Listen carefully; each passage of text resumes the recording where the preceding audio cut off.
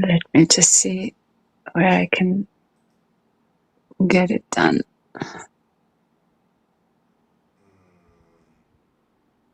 Okay. Okay, here we go. All right. Well, Are we? yeah, here we go. Okay, so let me go in and tag you while people are coming in. It'll take another minute. Mm-hmm.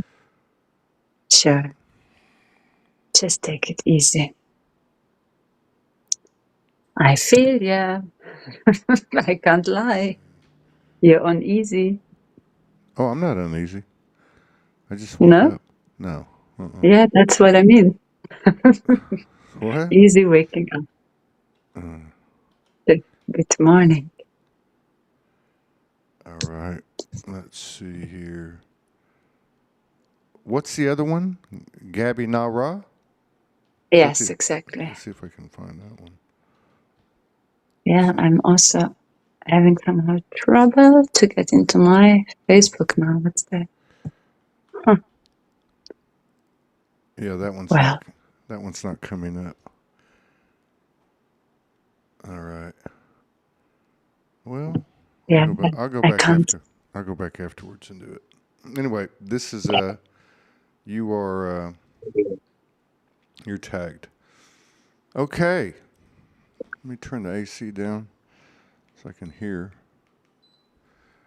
All right, let's see what do we got here. We got 8 people in the house. We're live on X, 2 Facebooks, and YouTube. Welcome everybody. Angela Craddy, nice to see you here.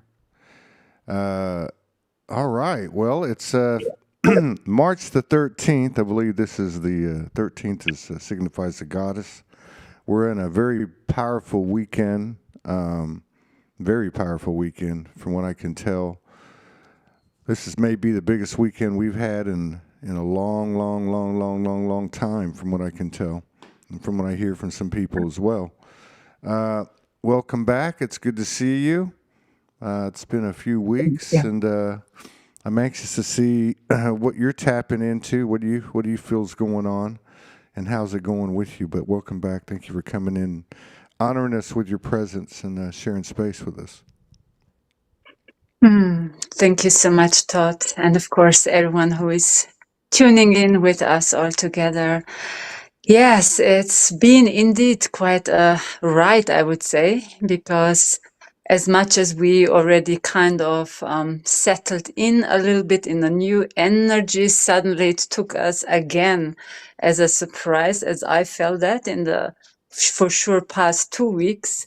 And that surprise was like, just such another layer of ourself, of that depth, which of course, when we are so used to control things with thoughts, with actions, with how we always been, even unaware always been, and suddenly, of course, this energy hits, it's like so dismantling us, not just like to see the truth, but dismantling this kind of control system of our own self, I would say.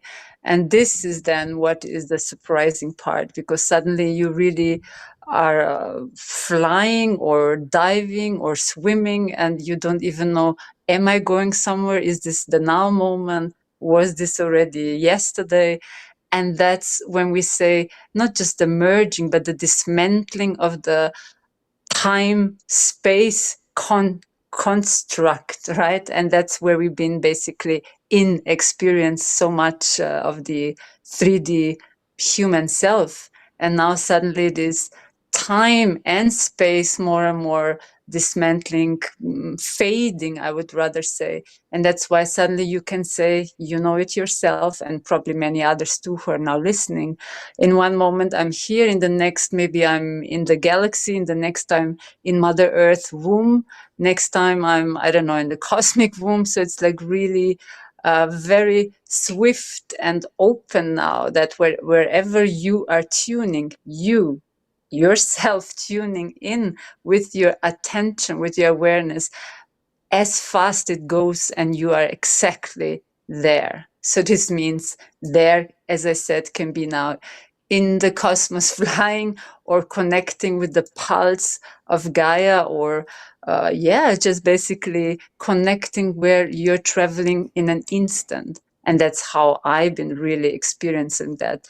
So it can be a bit kind of feeling that you're not grounded, but at the same time, I am truly saying the new ground is actually the flow.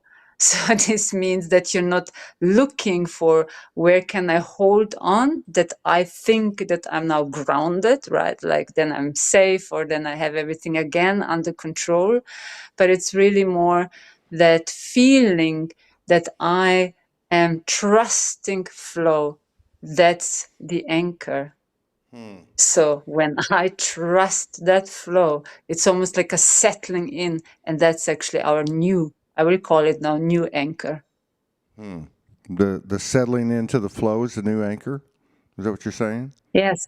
Yeah. Yes, like that you are, having suddenly more and more that security that before was for you hard, because we always wanted to hold on to this moment, people, situation, etc.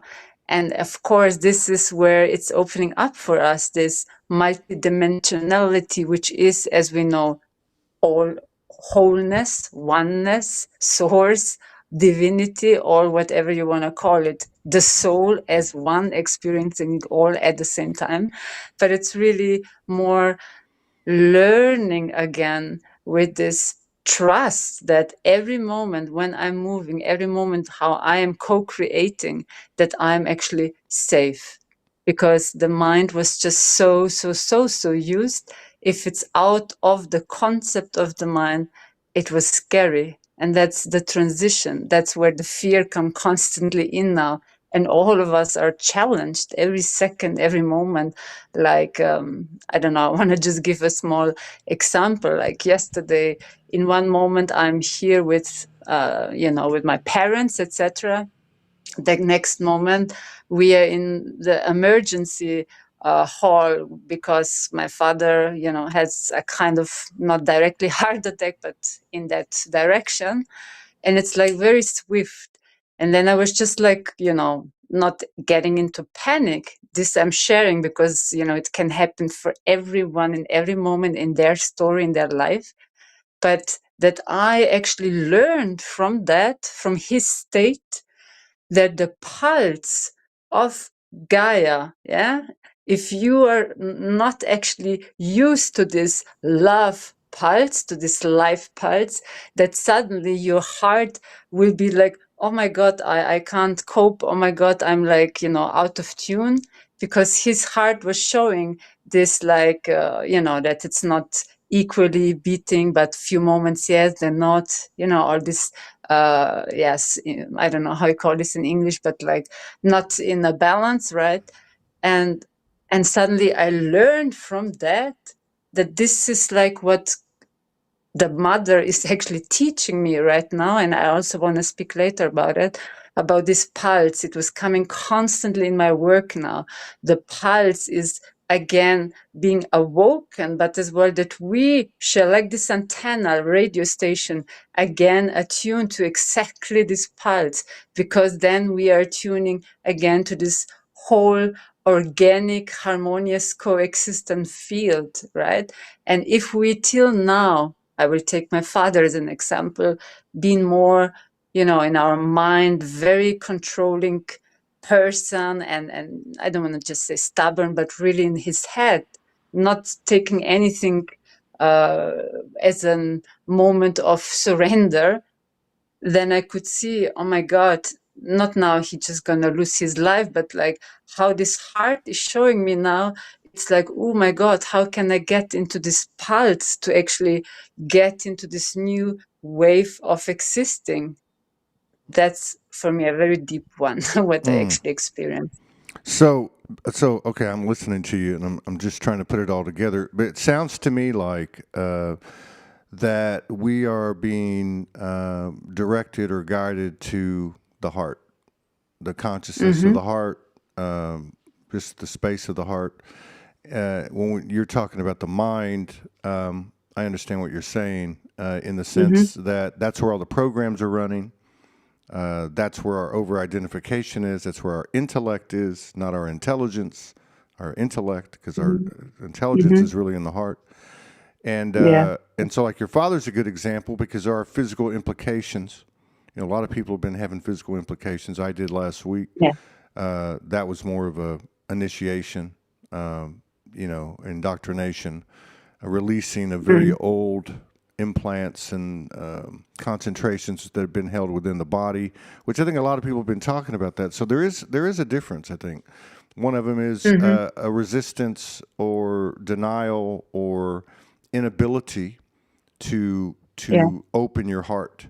And I'm seeing Yes. this. I'm seeing this in people.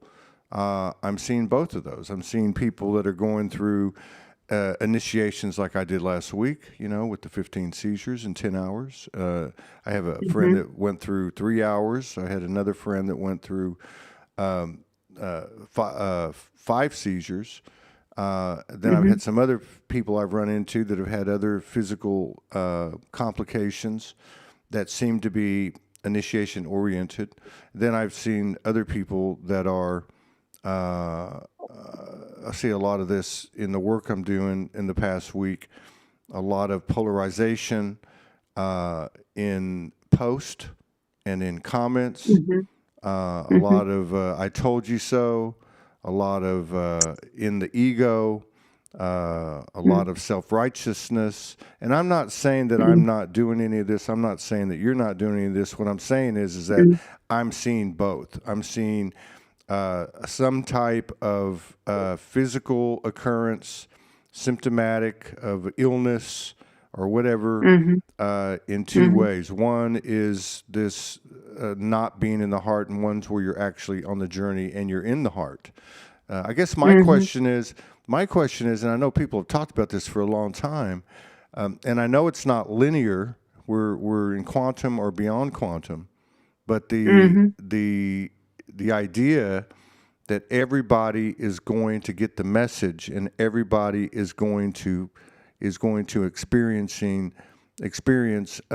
their heart opening to greater and greater and greater degrees, and as they do, then the mind starts to be de-emphasized and the mind becomes less of the driver or the influence. I don't really know. Some people say there's going to be there's going to be some people that don't make it, whatever the hell that means. I don't know. I find that to be a bit belligerent and a bit of a superior attitude, because it really Mm-hmm. feels like to me part of this whole understanding of unity and oneness and unity consciousness is seeing every single thing as yourself, especially in the context of one human being to another. Now, what are your thoughts? Yes. Yes, exactly. Beautiful. Instantly comes just the word compassion, but compassion in the way that we know. Again, I'm going to get the clockwork again. That in the clockwork, you have these little pieces, and each one looks different, but at the same time, if one piece is missing, then the whole clockwork is not working. So this means how, again, I can now say, is this better or not? So we're getting back to this judgment, and it's really that we can feel that there is space for everything. And when we understand when there is space for everything, nature is our beautiful teacher as always. There is space even for this little ant or this big tree. They're all coexisting.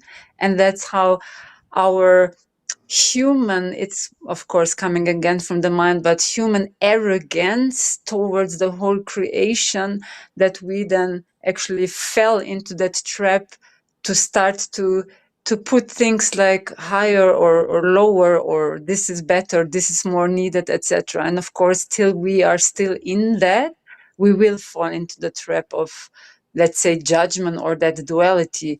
Choose sides. We have it perfectly in politics, perfectly in family culture. Which culture is better? Which religion is better? I mean, all of this is constantly showing how we've been basically, yeah, tricked in a way into this separation thinking, like choose a side, jump on one side, the other one is less good, or we should judge it. And that's why this dismantling, what is now happening, not just like what I said, energetically structure, but of course as well in the systems which were till now our systems, right? Again, getting just a moment into those fights, etc., and so on, that not to get stuck in what's been shown. And what's been shown, again, it's our test.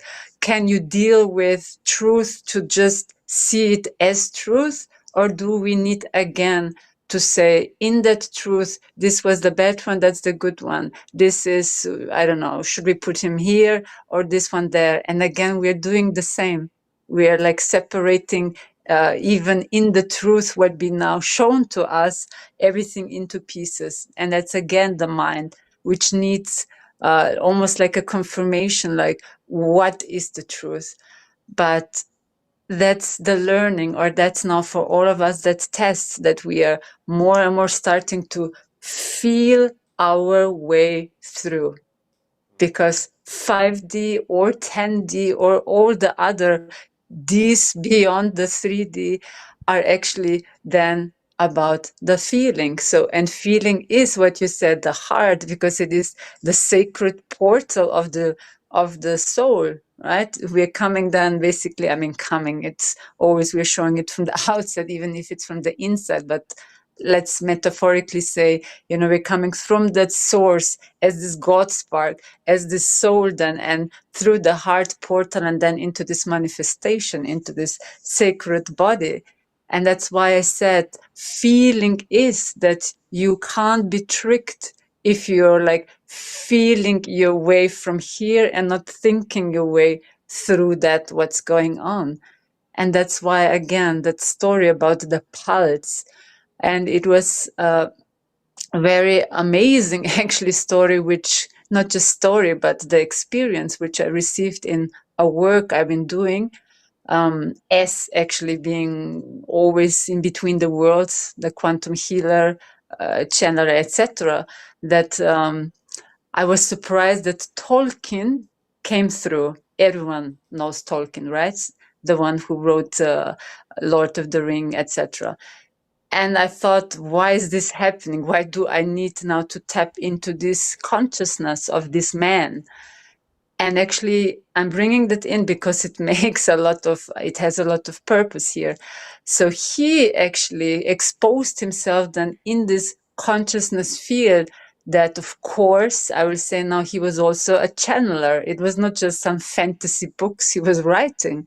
And suddenly he opened for me the door to share that actually as well through this basically download, that all of this, what he was writing, was actually or is reality, because there is no past, present, future, it's still existing.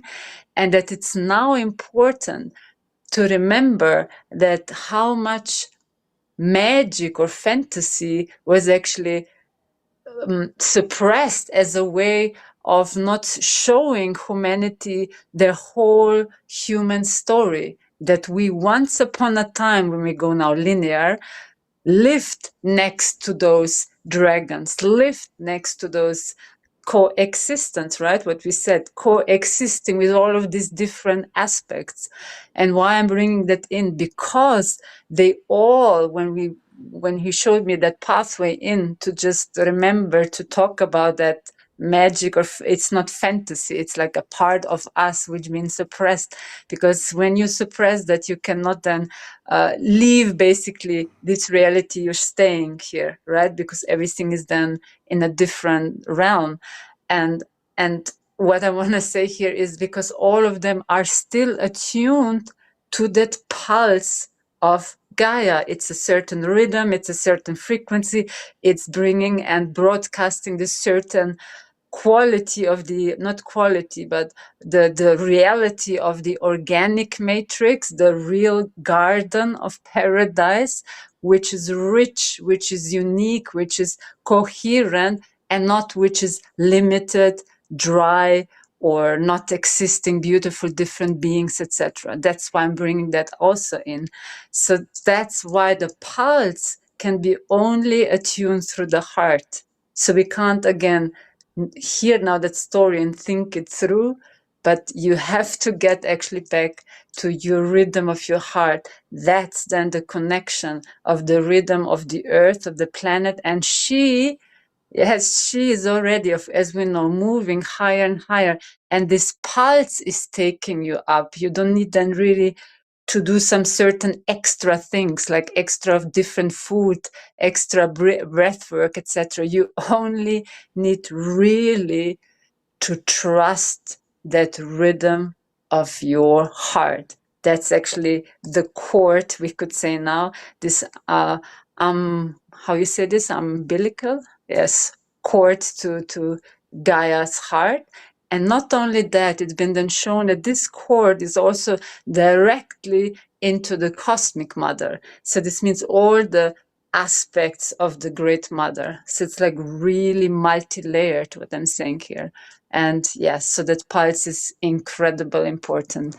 And of course, you can't even hear that pulse if you're constantly receiving the radio station with 1,000 other frequencies. So of course, it was an easy play to just dilute our radio station, which were before clear, with all the other, radiation and this and radios and I don't know what all, that it mixed you up and suddenly you followed or you responded to all of these frequencies and just not hearing anymore that pulse that was so strong coming in the past 2 weeks now, constantly the same. Yeah, that's for sure. Especially from that red blood moon eclipse. Oh, Yeah, that's yeah. when I had that happen to me. Yeah, and I think the trick is, so there seems to be a growing awareness of what you're talking about. Seems like people are, uh, making progress in finding the heart space, Mm. and becoming more receptive to it, and staying there as long as they can. But there's also the other side of it, where there's still quite a bit of lack of awareness or lack of consciousness of self.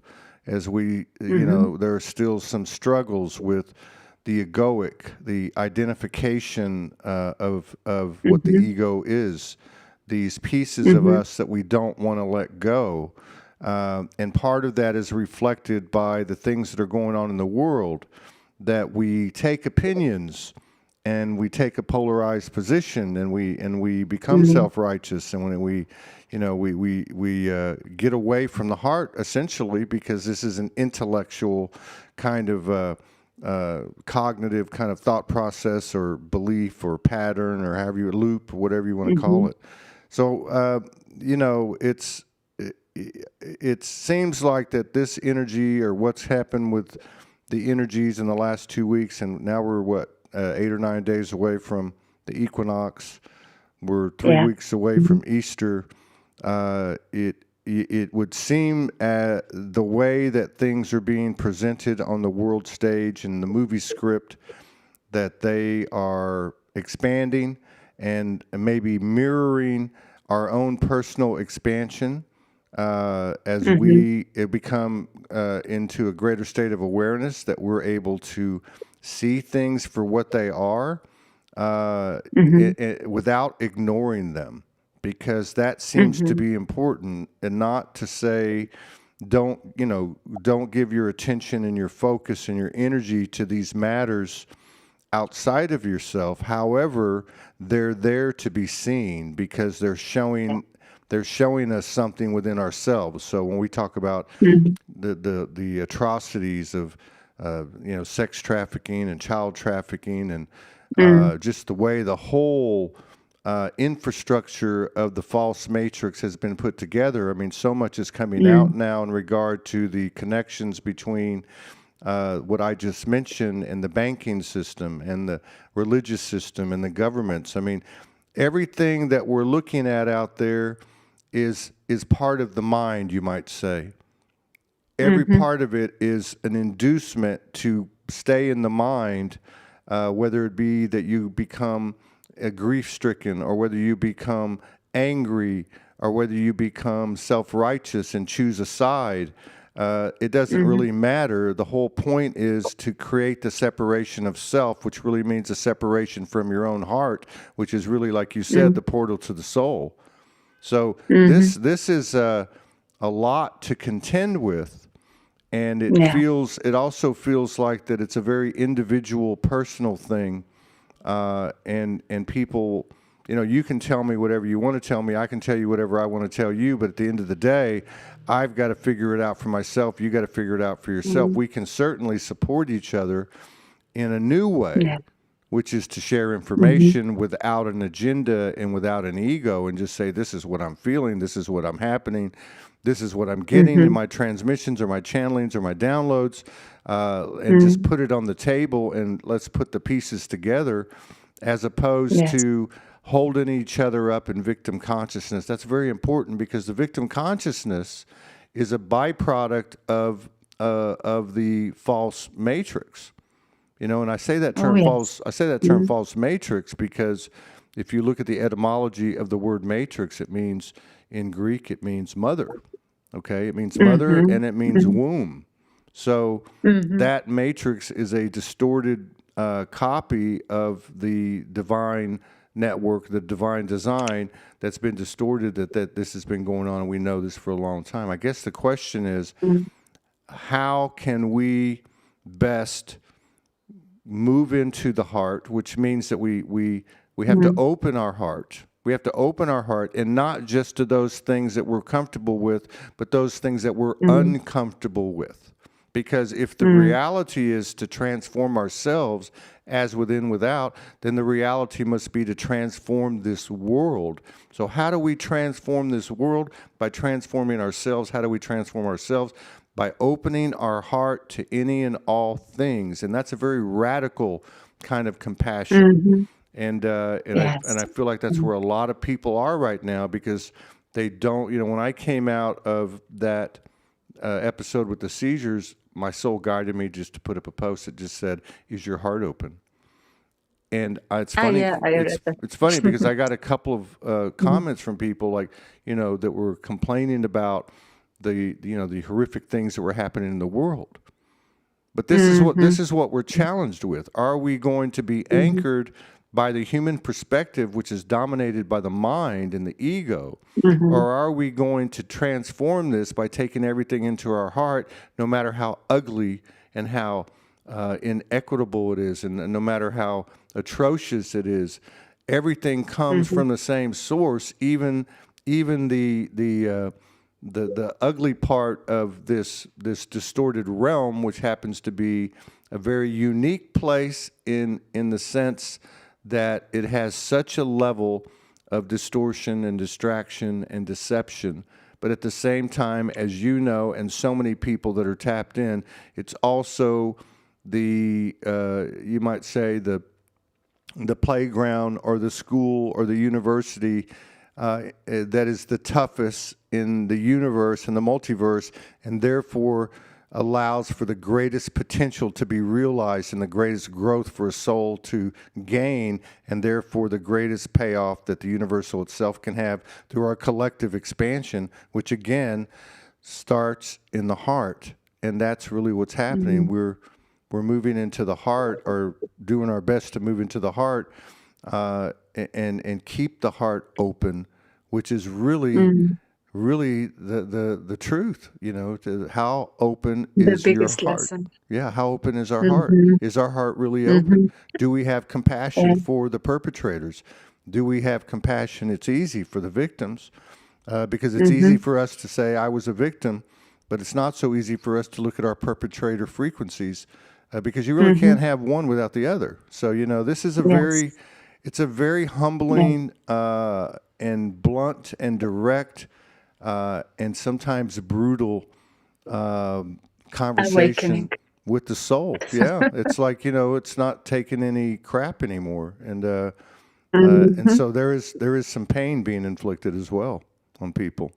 Oh, yes. Oh, yes. And also, as we know, this planet is actually the planet who gift us to feel all this range of emotions. So this means when you go out, there is then this light, or there is this unity, love, or however you're gonna name that again. But when we're here, we could or we did experience all of this range, from being so contracted in that fear, of so being like open, of so being hurt, of so being, sad, all of these emotions. But at the same time, I would also recommend, probably for those who are really having right now a tough time, how to even have still that trust or that hope or faith, rather, in unity or in love and all of that, and just saying, just give me a break because I'm falling apart.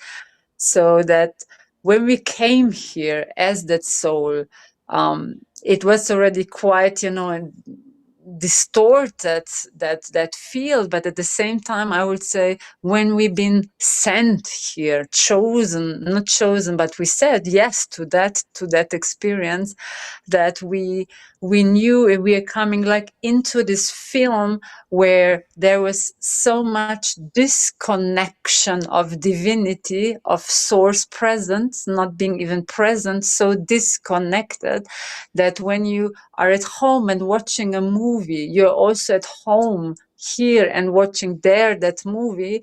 So, kind of it touches you, but actually you're not in it.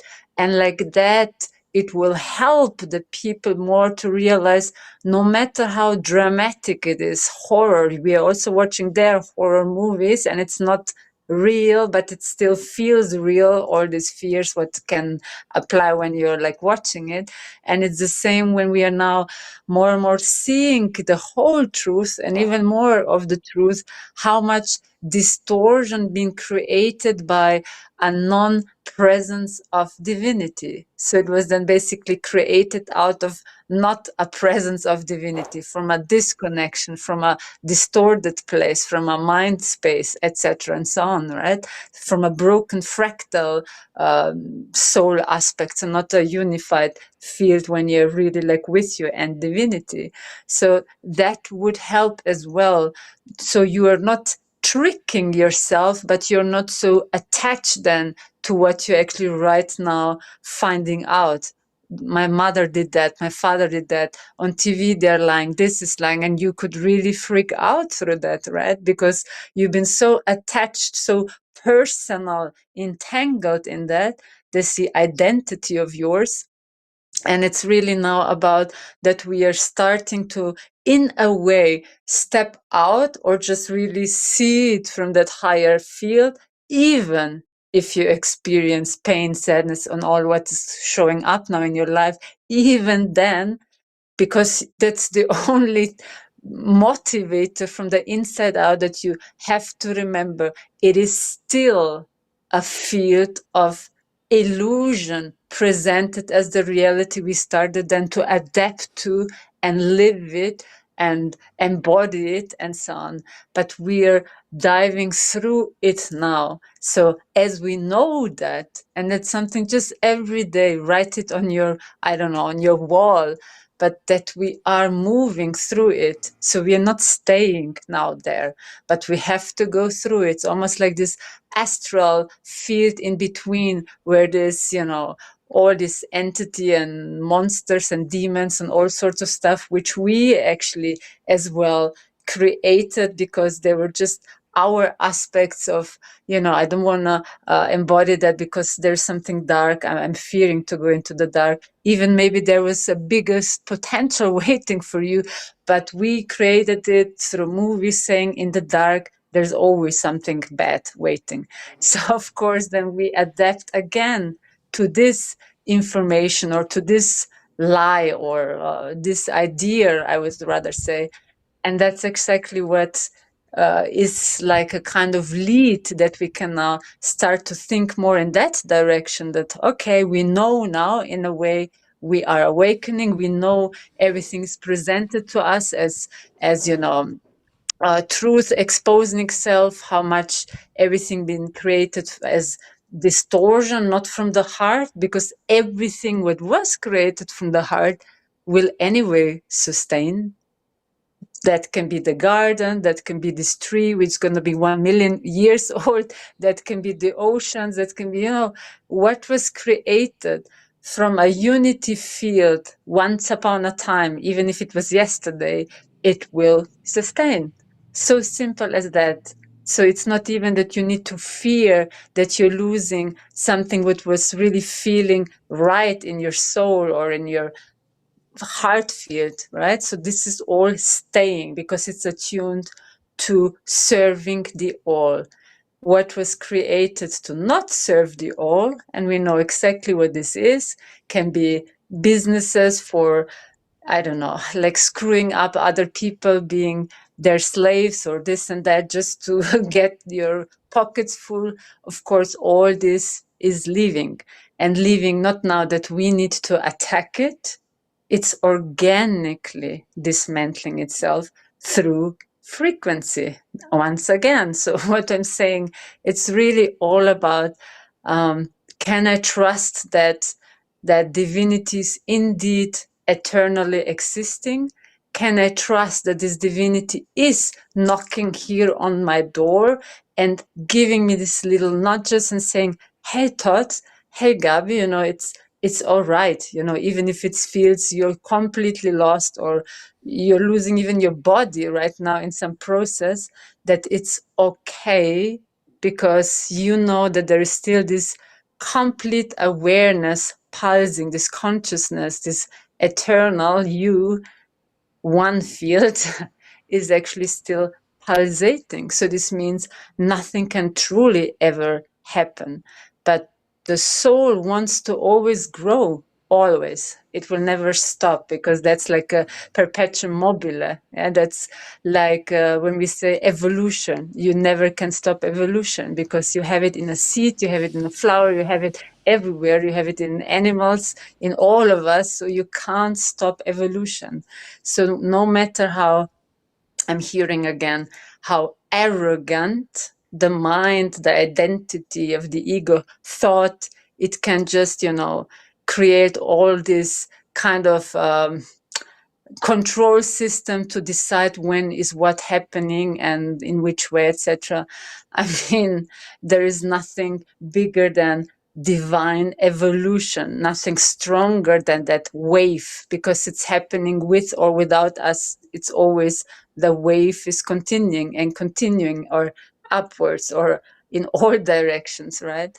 And that's also something which I would pass on to all of us as a reminder, to not fear that we are actually changing, because the change was always there. No matter if the identity thought I'm always going to be an artist and DJ, 50 years old and never this dressed or different. I mean, all of what we created, we could slowly start to really fall into that unified truth, that is constantly changing, and it will actually enrichen us and not bring us threat.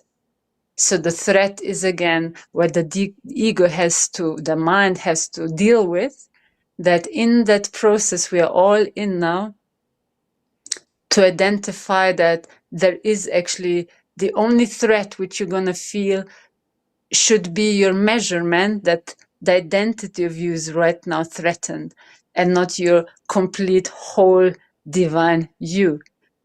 And also, more you are getting into anxiety through your mind, like I'm losing myself, I can't control it, oh my God, I'm losing my whole life, more you're gonna find that peace when you can just for one moment drop for a little into your heart. And again, maybe people will ask, how can I do that now if I'm in stress? You just give the command. So this means even identity ego is very strong. If you give a command, like a deepest, almost soul voice, I am now falling or dropping into my heart, it will override the ego because it will come from the inside out. And I'm going to also give now here a small, very deep story, actually. When I was, I think, 8 or 9 years old, every night I've been energetically feeling like I've been, as well, let's call it astral attacked. I was alone. I couldn't speak with anyone, as a child. And after many, many nights, all of a sudden, I never read any book about God or anything with 8 years old. And suddenly I screamed at that night saying, God. It came from soul. I didn't think it. And suddenly it all disappeared. It never ever came back.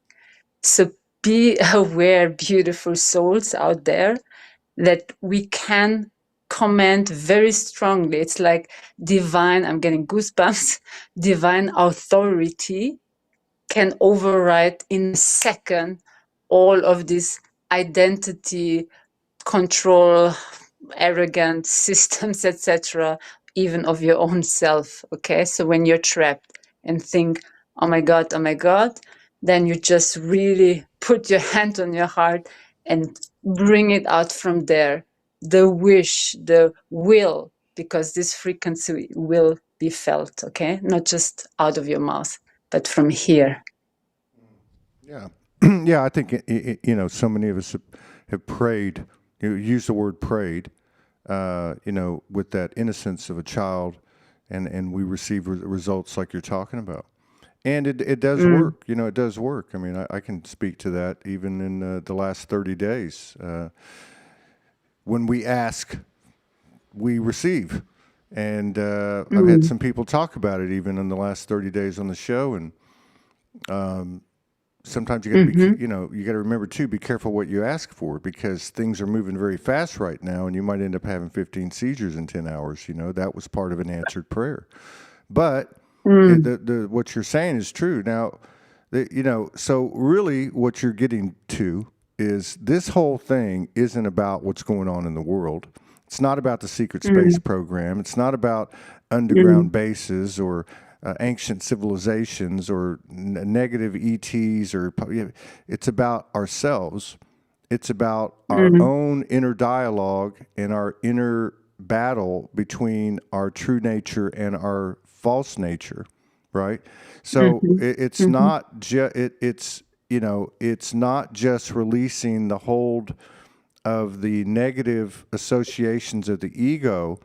It's not just that. It's not just neutralizing that, but it's also neutralizing those things that we see as positive that we don't want to let go. Those things that say we're right. Those things that say, well, I'm from such and such planet, so I know this is true. Well, how do you know? Who's on that planet? Are they walking on water? Are they? They may certainly be higher dimensional beings than we are. If they even exist, are they a story? What about if we have this type of distortion and chaos and misrepresentation and deception on the plane of the earth? Why would it not be in some of these other non-physical areas, such as the astral plane? I think we really have moved into a situation where we have to ask these questions, because our sovereignty isn't just with those things that are uncomfortable and dark that are brought before us, that we liberate ourselves from, whether it's a government or an entity, like when you were 9 years old. Okay? Okay? It's also, we can be dominated and we can be controlled by things that are at a minimum being presented to us as beings of light or entities of goodness. Many of us have established these connections through traumatic times, and I'm not saying that they aren't all good, or I'm not saying that there's no good in them. I'm not saying that at all. What I'm saying is we're the center of this universal experience, and our sovereignty and our dominion starts within ourselves, and everything that's presented to us, we've got to vet it. We've got to ask questions of it. I've had this conversation with Mother Mary. Mother Mary's been with me since I was a little kid. Mother Mary told me, now that I've taken you through this certain initiation a few years ago, who are you going to trust? And I said, myself. She said, what if it's between me and you? And I said, myself. She said, that's the right answer. See, we are, what you said about the soul is always expanding.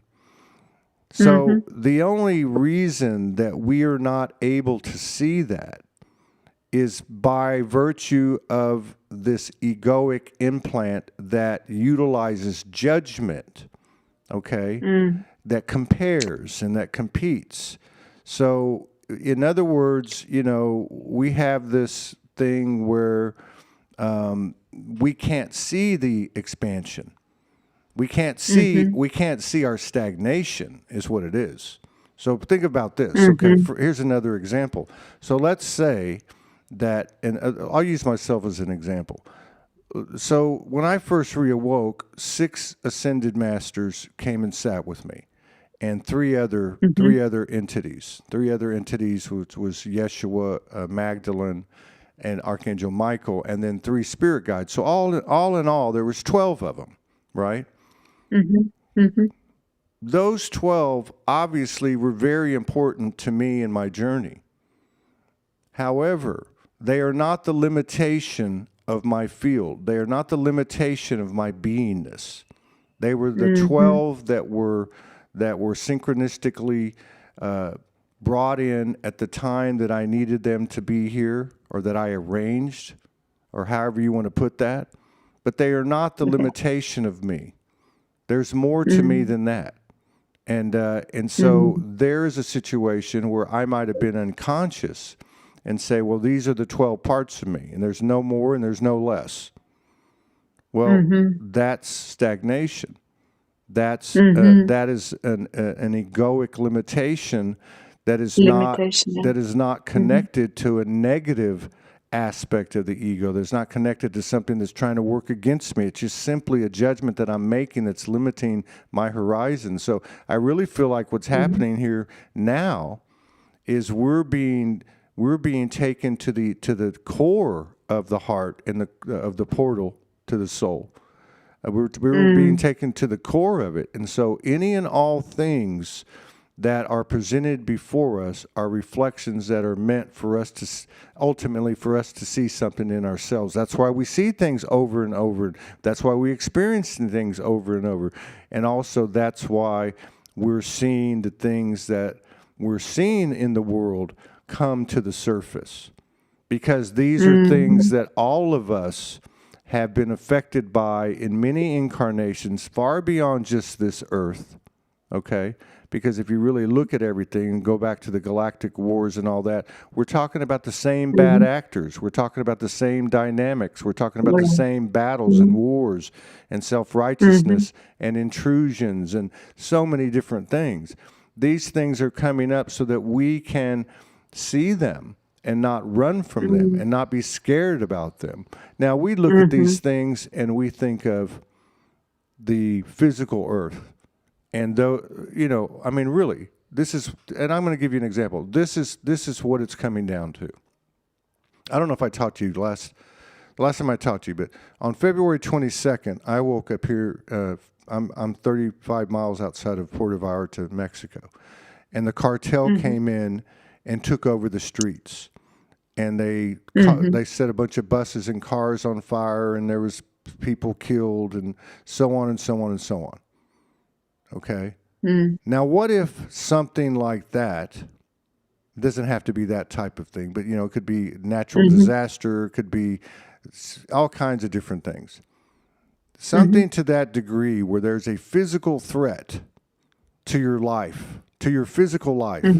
This is where we're at, where we can stand in front of an army or in front of a firing squad or in front of a government threatening us and say, I am a soul. You cannot take my life. Can you physically take me out? Absolutely. Absolutely. Apparently you probably can. I don't know. But you cannot take my soul. I will not participate anymore. I will not participate in a world where there's child trafficking. I will not participate in a world where there's sex trafficking. I will not participate in a world where there's bombs and there's wars. Now, the question is, how much of the information that we're being presented with is even real? How much of it is psyops? How much of it is propaganda? So all of this becomes very convoluted, like with the AI thing. If you look online now, half the stuff you're looking at isn't even real. You have to figure out. I find this very funny because everyone says, well, check with Grok, check with AI, see what it says. Really?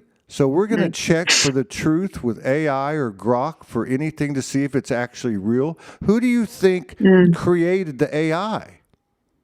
Exactly. Do you think that the AI that we've been given in the public in this world is the highest level of AI that's out there on this earth? Or is it the AI that was produced in 1965 that's like nursery school or kindergarten AI that they've given us? So, you know, let's be real about this. Look, even say me and you have this strong connection and we have this deep relationship or whatever. My sovereignty still lies within myself. You can't give it to me. I can't give it to you. And here we have this comprehensive, complicated extrapolation of externalization that is now formed in this AI that's become this new devil and this new boogeyman and all that. But who and what is really the threat here, so to speak, to use your word? What is really the threat here? Is it something outside of me that could harm me and take my power? Or is it in my own heart and mind, my real intelligence, the heart? You know, the Heart Math Institute talks about the neural network that the heart has, the same type of network that the brain apparently has, and how big that electromagnetic field is.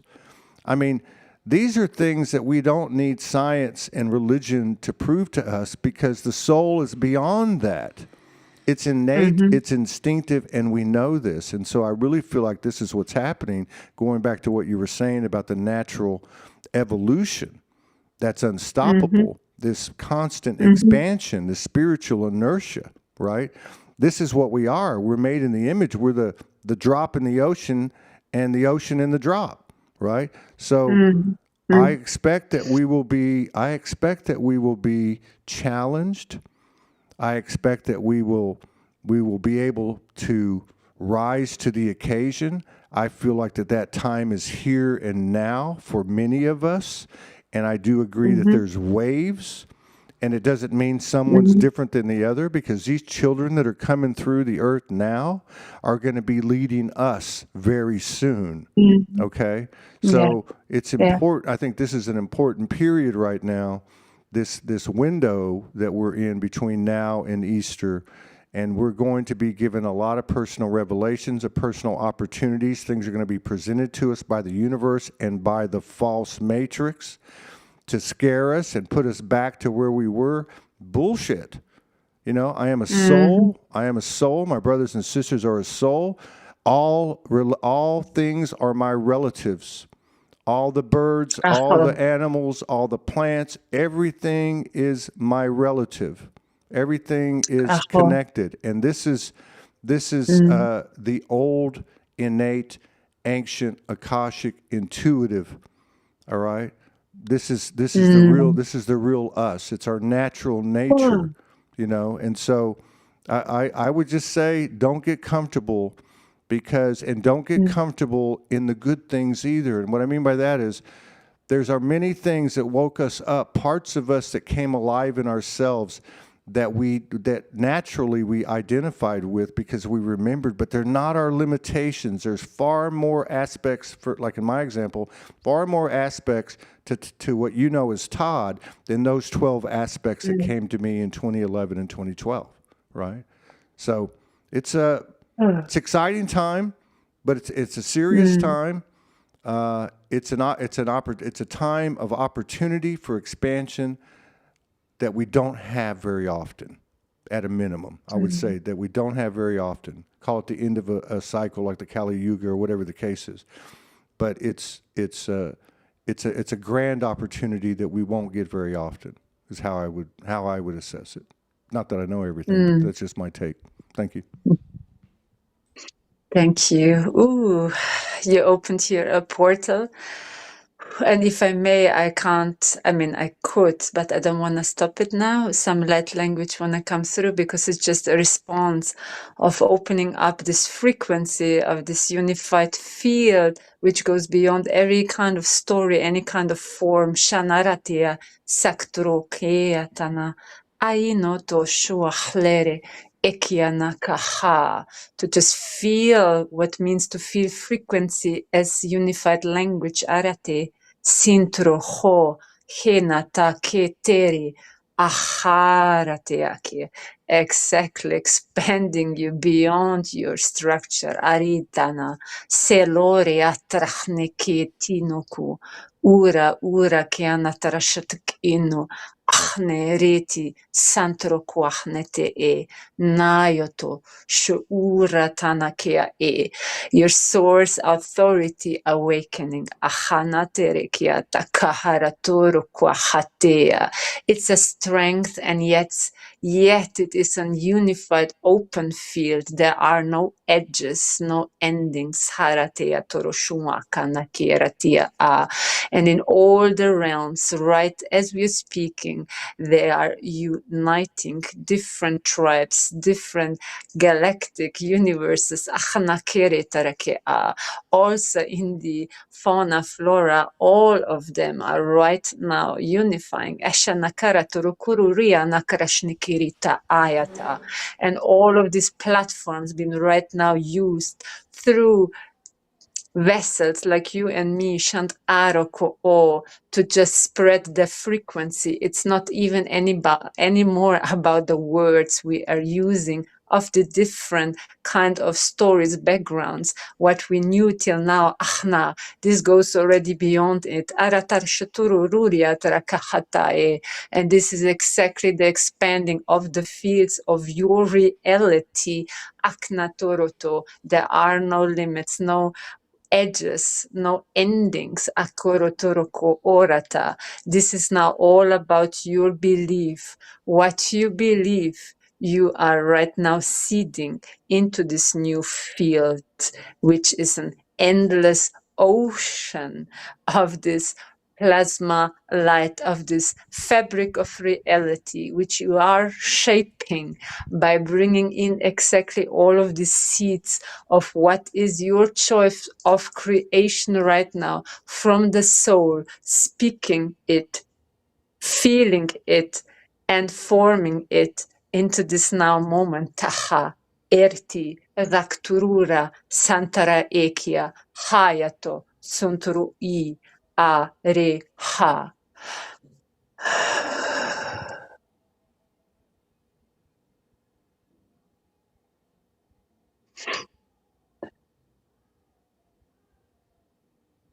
Yes, and that's exactly it's not even opinion, it's my belief, my feeling. Well, it's a truth. It's Agreeing. a truth frequency. It's a truth frequency, and doesn't have to be in the way we used to talk before. It's a mix. Look, it just happened right here, right? And Yes, that's another excellent. thing. That's another thing about what you're saying. Okay, is what's the difference between I like the word you use, the threat of something that's not comfortable, that's got a negative connotation of taking our power. Okay? Like when you were 9 years old, and so many of us can relate to that, and we had visitors, but we got rid of them. Now, we pleaded to the universe, to the masters of the universe, we pleaded to the angels, we pleaded to whoever, but we were really pleading to ourselves because we were speaking from the heart. Yes. I'm not comfortable here. I don't want this presence here. It doesn't mean it doesn't exist. It just means I don't want it here. And I have the power to do that, just like I have the power to remove all the stuff that's not right in this world, okay? But by the same token, and this is my point, what's the difference between that, the threat, all right, and of giving our power away to the possibility or the concept that the galactics are going to come save us? It's just as disempowering. It's just as disempowering, because those aspects, which are us, those aspects that are in higher vibrational fields, dimensions, timelines, bands of frequency, understand the universal better than we do from the earth perspective, because of the conditioning and the programming and the experience that we've all been through. We're coming out of it, don't get me wrong. But they understand the evolution that you're talking about. They understand about non-interference. Now, non-interference is not to be confused with co-creation and collaboration. Okay? All right? So we're walking the middle ground here, but let's not get confused, right? Because in the situation we're in, from the human perspective, too much light is just like too much dark. We're being asked to bring a new 0 point, a broader 0 point, a rebirth 0 point. And how do you do that? You do that by bringing in what we came in with, like the Akashic, like the knowledge that we had, the wisdom that we had. And now we have this experience, all these experiences, and they're crazy. And now we're figuring this shift out. Now we're figuring it out. So now we can take the wisdom that we've gained by reassessing and reanalyzing everything, and coming to a higher sense of awareness, coming to a higher level of evolution, a higher level of judiciousness, of love, of integrity, of humility, of power, of creativity. That's the payoff, and that seems to be very important as the days go by. Is maybe we can look less at these differences, these separations, divisions, and all that stuff we've been looking at, and maybe we can start to create together. Maybe that positive orientation will equalize and neutralize all these things that have been concerns of ours. Because I know we all want to get to the same place, and we all want to help as many people do it as we can.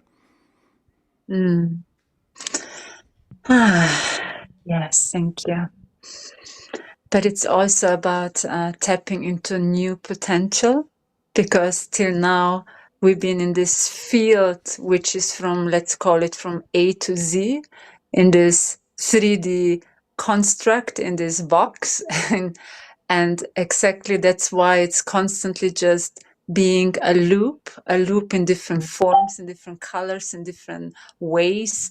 But now it is really, really about tapping into the unknown, because that unknown is holding your new potential to create new ideas, which are beyond even what was possible till now. You need new fabric of reality, new potential, new soil, fresh soil. And that's why, how do I get there? Can I start to believe into something more than I believed till now? Here we come back to the magic, to the fantasy, to the inner child, which was always shut down, stop dreaming, this is nonsense, that's not real, you don't see unicorns, shut up, and so on. And that's exactly the golden kind of key, right? That exactly the inner child is actually the really expansive part of our being the creator, right? We then put all the love from the feminine, and then the action, the structure, then from the masculine, to bring this new dream into reality. But actually the inner child, this innocence, is having this expansive field, because it believes in magic. It sees all the worlds. It knows all the different colors. It knows all the possibilities of dimension, actually this endless possibility of dimensions and colors.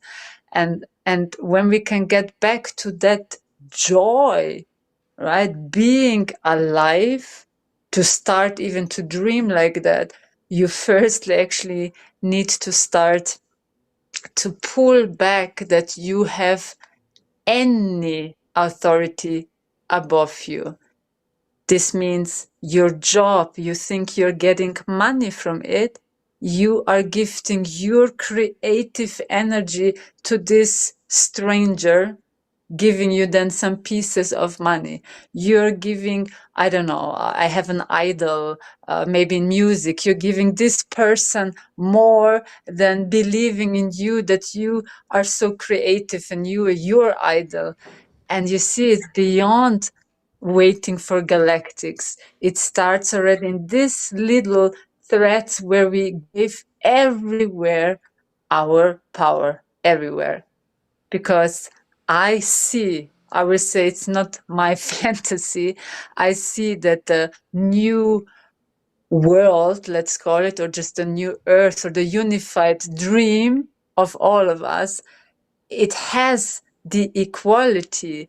I give you my flowers, you give me your bread you just made, right? We spoke before about that. So this exchange, that you are not my boss, this is actually still that slavery, that giving away your powers, that you are then shutting down your creative flow. You are actually giving away your divinity spark to dream a dream for that boss, for that company, for that whatever culture, when you're in that space or family, etc. That's all beautiful souls, you giving away your powers. And when people come to me and say, well, I need to survive, I need that money, oh my goodness, if I could just give them the lens for 1 second, that they see how much they're gonna live in overflow. Again, I'm not talking fantasy. I'm all my life here giving this input, because I can see that since I'm small, that I came from there, if you want to use that term. And that's why actually it's not that others need to convince me to stop talking dreamland, because that's a reality existing there for all of us. And every time when I work also with my clients, every time we go already to this new soil of this unified dream, which is of course already existing, but daily we can bring it more into a, let's call it density, more dense form of that unified dream, with every new choice. Your choices today, I'm not dreaming for my neighbor because he's expecting I need to work for him or do this and that, but I'm going to start to work this for me. And it's okay, because that for me is already your contribution to the unified field, because you are then living your truth. You pulled back your energy and you're starting to create again from you. And of course, we know that TV and all of that, social media, etc., is actually the influence that you are then actually dreaming and giving away your creativity, your divine spark creation flow to all of these machines, to all of these people, etc. And that's why you are then looping. That's why you will never get even rich or think what you are investing by staying in those places, because they're constantly, dangling the carrot for a few cents or whatever. And you think, oh, good that I have a job. Whew, I will survive. But actually, you're then still in that machine of this, like you said, the distorted matrix, which is feeding from all of these beings then, because of course they cannot create. We are then freely, without even knowing, or many without even knowing that they gave the consent, because they said yes to this job, yes to this, I don't know, company, yes to culture, religion, etc. And that's why, where is your belief? Do I still believe that I will earn money from this company? Or can I say, I believe that I'm creating now something so joyful from my soul. And when you start to feel that spark again, then you're going to start to realize how does it feel when you are creating. Because when you are creating, you are in an extreme, joyful, freedom, expansive, powerful feeling. That's being in the creator flow. When you do it like, I need to go to this job or help this one and this one, how do we usually feel? Probably many times low, exhausted, lost, or sparkless, and all of that. This should be your compass or your feedback that something is not aligned, that's not really being that in that flow of awareness, of consciousness. So can we jump from those attachments without having the feeling that actually you're losing your last security, but this last security is your block to this inner child, which will let you again dream so much bigger than this one job you think you need to hold on because there is no other job on this planet and you're gonna die or something. But that you can really say, oh my God, I mean, I can't even lose more than I don't even earn enough. So I can't lose even more. So let's then at least try. And that's something I would now inspire people now listening here, that you really start to play around again with what do I actually like what does feel great for me. Maybe I just draw something and wow, it's actually nice. And I'm gonna, show it my community online. And suddenly someone says, oh, great, or let's do, I don't know, a gallery event or something like that.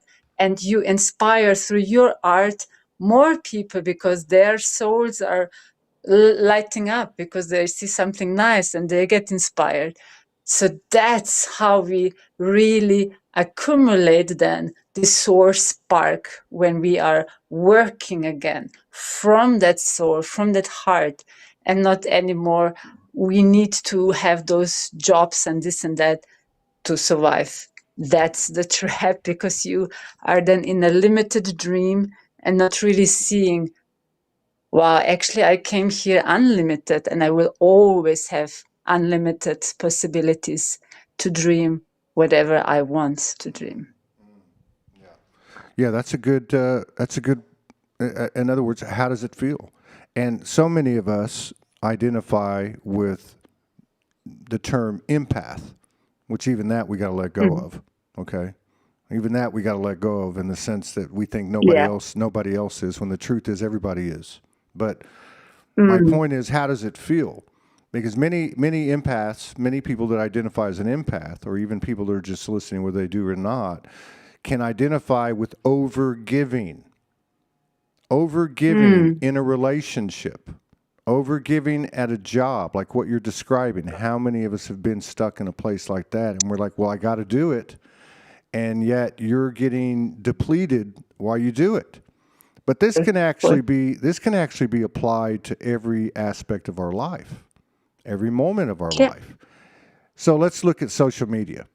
Okay, let's look at social media. Is it just a situation where we just need to turn it off and just not even look at it? Or has it been put in the field for a reason? Are we supposed to be giving our power over to it and being depleted and having so many dopamine hits that we alter our chemical balance, or imbalance becomes the term, in our bodies? So if we apply the same thing that you're talking about, and after this show, let's go to the news feed, each one of us. Go to the news feed and go down one by one and look at this one. How does it make me feel? Well, this one is about the Arcturians giving us a message. Just keep doing what you need to keep doing, and we're going to be there before too long. It's going to be okay. Just keep going. How does that make you feel? Does it make you go, oh yeah, well that's right, that's 100% right there? Well, really? Well, how do you know? Or does it make you feel like, I've heard this for 10 years. I've seen this, like the solar flash. People say the solar flash is next month, and I've seen that for 10 years. How does that make you feel? Yeah. Or if it's something about Trump, how does it make you feel? Does it make you mad? Does it make you align with Trump? Does it make you align anti-Trump? These things, I did for years, from about 2018 to 2022. I would go to Facebook and I would pull up, because, doing what I do, it's not uncommon for people to project on me. Okay. It's happened less and less and less and less, and I don't really engage people, so it doesn't happen, and I don't pay attention to it. But what I would do is I would go to the page, the homepage, of anyone that I felt, and I'll give you an example. There was a show I did years ago in 2019, and I did a show, and the guest I had a group on Facebook, and he had a problem with some of the admins who were all women. Okay? So there was like all these women that were making comments on the show about him, and it was kind of weird, like they were basically saying he was a bad person and something happened or whatever. So I finally had to ask him about it. I said, this is Soulogy. We're going to be transparent. What's going on here? Anyway, as a result of that, three women did a couple of videos and talked a bunch of shit about me and Soulogy and whatever, which, but I'll be honest with you. A couple of them were my friends. They were my friends. Like one the next day called and she apologized, and the other one never said anything, right? So it bothered me. But I didn't go to them and say, who do you think you are, and blah, blah, blah. I'd go to their page every day, and I would pull their picture up, and I would look at it. And I would go through this exercise. And I would take it as far as I could. I wasn't perfect. It took me a long time, right? But I would look at him and say, I am soul, you are soul. I love you. I love me like I love me. And I would just do whatever mantras or affirmations that I could to take it to a level as best I could. And then I'd go about my day, and the next day I would do it again. There's a lot to be said for the things that are presented to us that make us uncomfortable, because everything that we're experiencing, okay? If I go back to the 6 ascended masters that I was telling you about, I used to meet with them every day, and I would meet with them every day, and they had this big table, this big long marble table, and on top of it, and they would stand behind it and talk to me, and in the middle of it, they had a book. Like one of those big books, like when you go into a church, they get the big Bible out there and it's on the stand. Yeah. And they said, this is the book of life. This is your book of life. So as I understand it now, everything that I'm experiencing, including this shared space with you right now, it's the book. The book is talking to me. Okay? The book is talking to me. And so obviously, there's something there for me. Okay, I'll give you another example. I had that episode last week on the 3rd and the 4th. I was, 4 different people reached out to me and had some idea, some intuitive idea of what I was going through or what they could feel. I talked to a couple of them. And when I talked to them, as I listened to what they had to say, it was as if I was talking to myself. So the things they were telling me, it wasn't about validation. I couldn't quite put the words together, and they were talking to me. And it was as if my higher self was talking through them to me. Well, the reality is That's how the whole thing works. That's why all this stuff is coming out in the world. Why is it all coming out in the world? Because it's the same thing we've been through for centuries, for millennia. Many of these same things happened in Atlantis. Okay? Very, very similar. And I think we get confused too, because we think it's just Atlantis, Lemuria, Elysium, Avalon, Mu, you know, but there's hundreds of thousands of prior iterations before that where we've gone through the same thing, just like we have in our own life. What's happening on the earth is the same thing that's happened to each one of us with our dark nights of the soul. Because I know without having a discussion with you or with any other brother and sister, I know everybody has gone through it. We've gone through these points where there was nobody else around. Even if you're living in a house with your kids and your partner, it doesn't matter. It's you and the universe, and you're getting this, oh my God, this is all me. This is all me.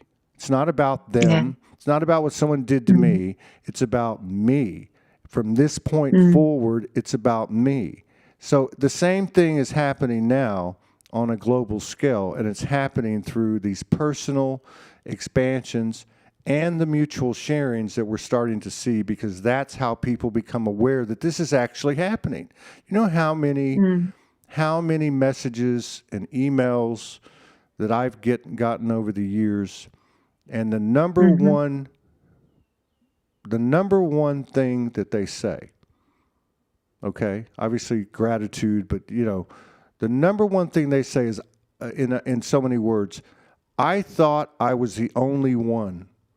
I didn't know there were other people out here like me. I found my tribe. Oh my God. And I'm talking about people, like I remember getting one email from a lady in Europe. And she said to me, I found your show the other day, and there was a lady on, a sister was on, and she was talking about all of the galactic experiences and visitations that she'd had since she was a little child. And she said, I've never had one. I've never had any galactic connection. She said, however, I've been visiting with a unicorn that comes to visit me in my bedroom since I was a little kid. I've been visited by gnomes. I've been visited by fays. So she didn't even have the same type of experience as the lady she did on the first show she ever saw, but she found a place where people were acknowledging what you were talking about. The fantasy, which is real. The fairy tale, which is real. The imagination, which is a true divine nature and a true divine power that's been suppressed, but not anymore. Not anymore. And this is the real story. And this is why I say, you won't see this on a podcast. You won't see people talking about this. They're talking about the disclosure. They're talking about the conspiracy. They're talking about all the sensationalism and all this. And I told you so. And that BS. This is the real story right here. This is it. And it's not just the unicorns and the elementals and the galactics and the angelics and the nature beings. It's also the emotional journey that we've had, because the range of emotions and the emotional depth that we have is the uniqueness of the human incarnation and the uniqueness of the human creativity. And the entire multiverse is all sitting here watching us because of this unique power that we have that we're now starting to get a handle on. Because just like that prayer when you were 9 years old and said, I don't want this here, that was a balanced emotional expression of creativity and force, life force. And this is what we're coming to terms with now. So it's an exciting time. It's a serious time. And, you know, like my soul told me on February the 11th, I'm not effing around anymore. We're getting to work now, once and for all. And I didn't understand it when it came through. And then on the 22nd, the thing happened in Puerto Vallarta. And then on the 3rd, I have 3 out-of-body experiences and 15 seizures. But that's just one person. You've had your journey. the brothers and sisters listening have had their journey. They're all coming together into that one natural, organic Yeah. timeline. And those words Yeah. that you spoke are so important, which is what we call fantasy, which is really not the fairy tale, the imagination, the sacred sexual power of the soul, the Christ consciousness. This is masculine, this is feminine, this is the golden child, this is everything. And it's not like it's out there. It's all in here. And I love what you said, because the heart is the portal to the soul. And through the heart, we can go anywhere. We could be having we could be having breakfast over around the corner from your house tomorrow morning, right? I mean, this is the level. We are the technology. We are the technology, not AI. AI is a replica. It's a mimic of us, and we're light years ahead of it. The only thing that keeps us from that is the same thing that keeps us from tapping into the full potential of our imagination and our creativity, which is really, like you said, belief, right? Thanks. Yes. Wow, so beautiful. Thank you for that. It's like my soul is like so joyful, not just to listen to that, but to just feel that awareness forming so much every moment we are sharing this year into, we are birthing that. That's the new earth. We are birthing it with every choice, with every feeling, with every new idea, with all of this beautiful, joyful potential of all what you thought you even can't or you're not allowed to believe into, that all that is forming where we're actually together entering it. And what I wanted just to share as well regarding when you said yes, that we are surely having these different experiences on different levels, but also when I do constantly all of my group sessions, what is coming out as well is that they're showing me the pace or that fast rhythm, how everything is expanding. That when we enter, for example, the inner earth, and that's always the entrance to any kind of other dimensional places, always through the body, always through the inner earth. It's one and the same. For those who maybe forgot that, that's the earth. That's actually where it starts. So the outer bigger earth, it's basically anyway just the reflection of that. And when we go inside, every time there for me, because I'm also a guardian of that particular inner earth gateway system, because there are many endless. And when I go there with the group inside, and there are like sacred guardians, the dragons. And when we started, maybe, I don't know, a year ago, there was maybe 8. And now they're like, I think 14 or 16, just the guardians of that. And every time they're even referring to say that as like, yes, that they want us to see that how we all together, even through our choices, are helping as well them to actually merge, and that's making them more. Merge makes it more. Merge makes it more. And that's how it actually goes. So this means if I'm adding now my joy in this now moment with your joy, it's merging and it creates more, right? And that's how it's growing very rapidly, like these little cells, which are just, adding and creating really this massive space. And it's the same like with any other realm which I entered in the past few weeks. They are all right now merging. I'm working with the elders. They're just calling me. I've been working with the Aborigines. Now the Maori are calling me. But why? Why I'm also bringing this into the field? It's important because we all are becoming the new guardians of that new dream. It will not just be there and nobody's taking care basically of that garden, of this reality, of the earth, of the trees, etc., whatever we're going to create. And so it's almost like an initiation, passing on the guardianship wisdom to us. That's why and I'm sure I'm not the only one, that being called by those different nations, by these different tribes, because they are representing that wisdom of the fire, of the how to take care of it, of that fire, of that water, of the ocean. And it's almost like this ancient sacred wisdom teaching even of beloved Mother Gaia, that to learn more about even this planet, and means learning more about my body, one and the same.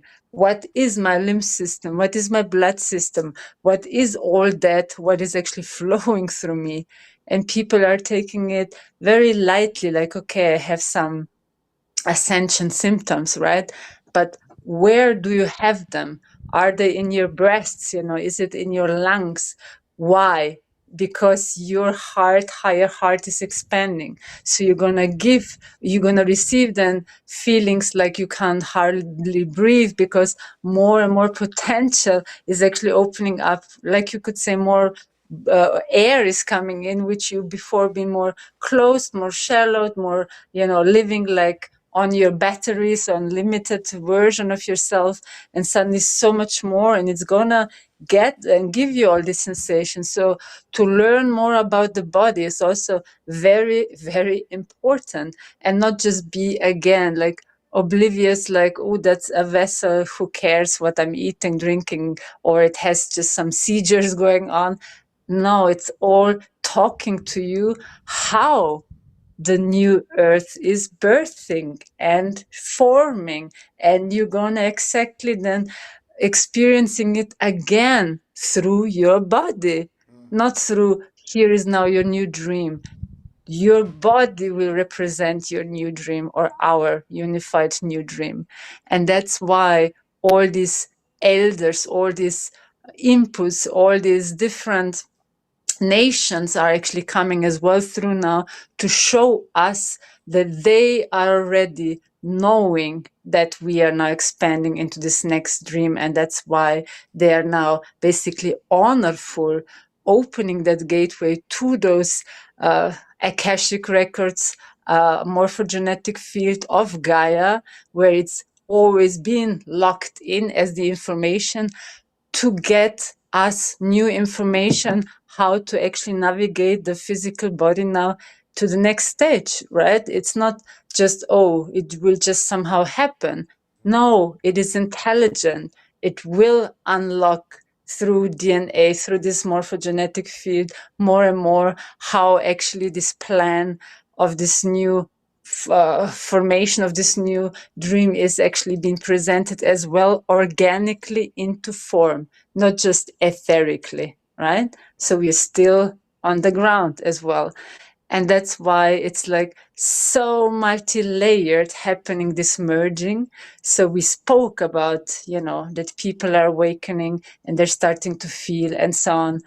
But when you awaken, your heart being storage, like this morphogenetic field, information of fear, of trauma, of culture, of all of that stuff. So you cannot expect, we all cannot expect, just it opens up and you feel now beautiful love and bliss and unity.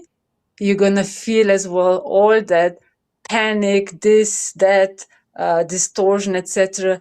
It's there in that field around the heart. So if you want to go through that gateway, you're firstly meeting all of that. If you want to bypass it somehow, you can't get into the next dream. So it's like there is actually no other way. And not to scare anyone, but that it's so much amazingness waiting there, potential waiting there, unified field, amazing beings, I mean, consciousness all together celebrating us already there. Every time when I go in with my group, or it's changing the group, but just to say, every time we are honored, celebrated, welcomed, that's already all reality. And that's why maybe for some, I might sometimes even sound very like a fantasy, like oblivious, like dreamy. But that was all my life, my path to bring that remembrance, because I'm also a guardian of that, let's call it purity, innocent flame, right?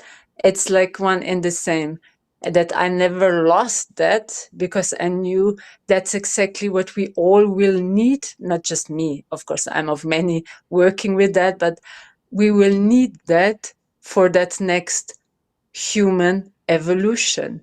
You cannot not go inside again, not believing into anything just of what you see. You have to go again into the bigger dreaming of your inner child. When your inner child is still, uh, in distortion, means like it was abandoned, it's sad, it's scared, it was never seen, etc., then you know where your focus should be now. Not on Epstein files, not on is there a war, but on your work with your inner child. Because this is your ticket to go then through into a, let's call it now, better world, better state, more peaceful state, than focusing on is there war, is there left, right, wings, who cares about anything about that?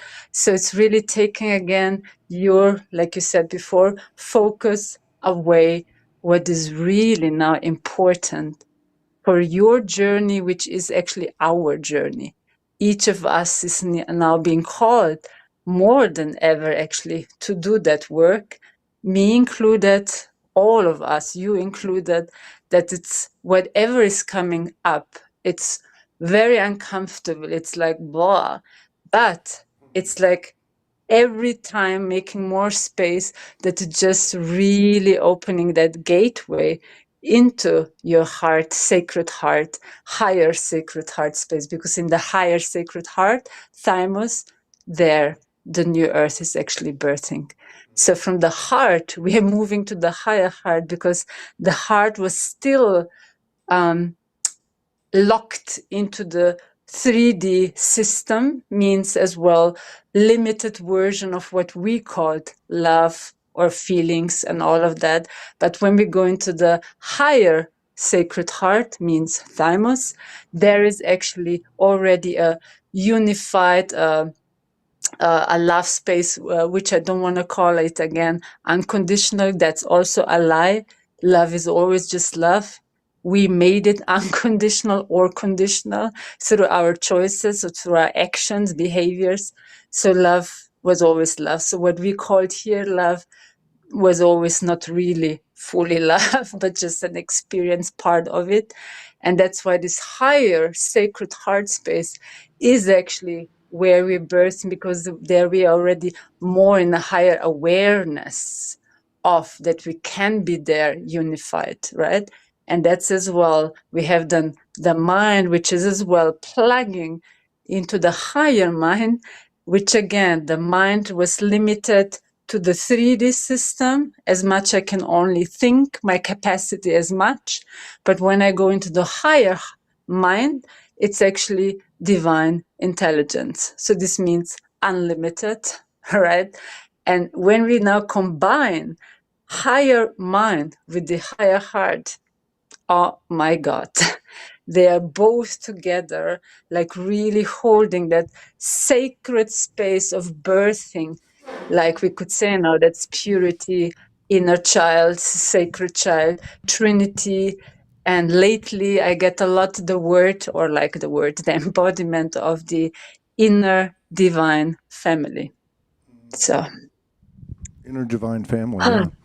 Yeah, and I can just attest to that real quick. Part of what the information I got, and I got a lot of information from the experience that I had. I'm still getting it, but was that all of the? I use this example with my friend. Let's say that we have, just for the sake of the discussion, we have 100 aspects, 100 aspects. And at that time, with the seizures, what was happening was all of those aspects we're fully entering my body. So this goes to what you're saying. So a lot of people might, and I know it's somewhat complicated, and certain things were released. There was a very old entity or implant that was released, and we know when we release that the light feels right. So, but that was part of the, I'm not going to say trauma, but the ordeal. The physicality was to bring in all these aspects. And I was also told that everybody would go through this. Maybe not the way I do it or the way you do it, but everybody would go through this at some point. And yeah, so there is a very physical component to it. And I can tell you, I'm on the other side of this, and I'm still getting information. And I'm still having to rest a lot, like a couple of naps a day, and I'm getting lucid dreams, and so it's happening. I'm getting people saying, that this is, you're in my dreams, and and you came, and this and that, and timely synchronistic messages. And I'll just reiterate something else that I've come to understand, which is, this portal that is the heart, which is the portal to the soul, as you so described it so well. The more we open the heart, the more we go into our heart. And we can do this in moment by moment by moment by moment, no matter what it is. You can go down the store and buy a carton of milk and have an exchange with the clerk at the store. You can be in your heart. You can be in your heart when somebody smiles at you and you smile back, or you walk by somebody and say, hello, good morning. There's so many ways to do this. You can be looking at social media and something makes you angry and you go, well, let me go in my heart. Let me take a breath. But the more that we're in our heart, it's a direct relationship to the level of intuition. And I'm not talking about the old intuition either. The old intuition was colored like love was, right? So love is love, but we said, oh, love is either conditional or non-conditional. Well, once we said there's conditions to it, then immediately we created unconditional. So the same goes with everything. But so the more intuition, telepathy, and synchronicities, very important. The synchronicities come in greater abundance the more open our heart is. And the synchronicities are very important because they are the cookie crumb trail that we left for ourselves. It is the grid that we left for ourselves. And it helps us to recognize not just that we're on the right path, but also to recognize our playmates that are with us, right? Yeah, so okay, this was awesome. We only have one show today, at least one with another person. I'm probably going to come on and do a show tonight and play a bunch of clips and some music. But yeah, we had another great show here. Gaby, I need for you to go to YouTube.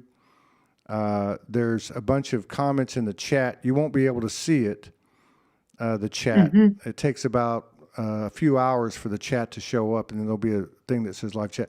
But if you go to YouTube and to Facebook, on my page, and you put your information, a couple of people asked how to get in touch with you. So if you could go to the comments on YouTube, Soulogy One Studios, and Todd Medina Facebook, and put on the comments how to get in touch with you, then I think that would be very helpful. Very welcome. Okay? Yeah.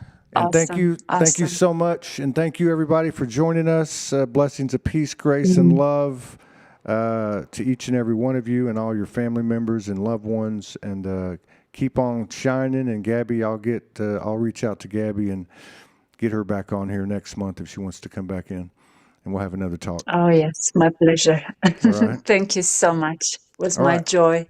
Me too. Okay. Peace out, everybody. Y'all take care. Thank you for coming in.